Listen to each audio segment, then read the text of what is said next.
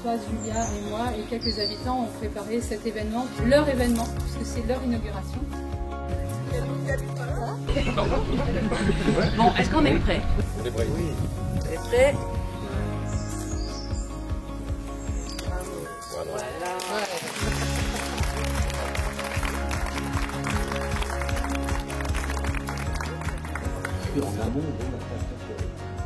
Lors de la pose de la première pierre, j'avais été déjà extrêmement intéressée par la démarche participative du projet de logement. Et là, vraiment, j'ai été très étonnée de voir le niveau très abouti dans la participation et la construction du projet de l'habitat par les habitants.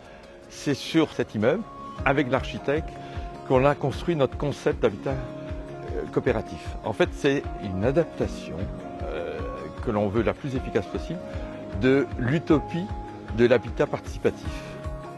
Il fallait vraiment être capable de se mettre à la place des habitants et de construire pour ce qui pourrait être nous, en fait. Et c'est vraiment la démarche de cet immeuble-là. C'est une des toutes premières questions qu'on s'est posées. Comme on n'avait pas d'idée sur un immeuble de 40 logements dans lequel on ait envie d'habiter, il a fallu qu'on invente le nôtre. Moi, personnellement, j'y suis très bien. J'ai chaud, je suis assez frileuse, donc je suis très bien. Je retrouve du confort. Quand quelqu'un a besoin de quelque chose, on a un WhatsApp commun et on écrit tout de suite et voilà, la personne qui peut dépanner l'autre, voilà, elle arrive. À l'échelle même d'une ville moyenne comme celle de Quimper, il peut y avoir des tensions du côté des voisins quand on veut densifier l'habitat. Or là, ce projet, il est vraiment fait à taille humaine et avec une dimension très personnalisée qui fait qu'il s'insère très très bien dans l'environnement. On a entre doublé et triplé la densité sur cette parcelle-là, qui est proche du centre-ville, qui est en même temps, en tout cas sur sa façade sud, qui est dans un bain de verdure, qui est devant la voie verte, qui relie le centre-ville avec Pont-l'Abbé. C'est extraordinaire, en fait, comme situation. Et du coup, c'est bien de se dire que dans ce genre d'endroit, dans la ville, on peut construire dense. C'est quand même un immeuble qui a 5 étages, c'est R+5. Et malgré tout, on fait une architecture habitée. C'est comme ça qu'on l'avait nommé au début, au moment du concours.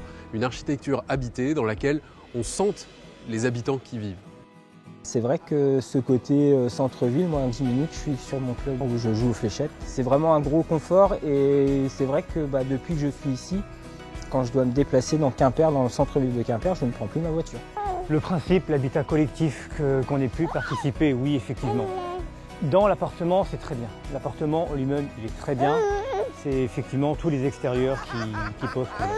Chaque immeuble est aussi un prototype, donc il y a parfois des imperfections, des malfaçons, mais notre métier aussi, c'est de faire en sorte qu'au bout du compte, on aboutisse à un logement qui permette le bonheur d'habiter.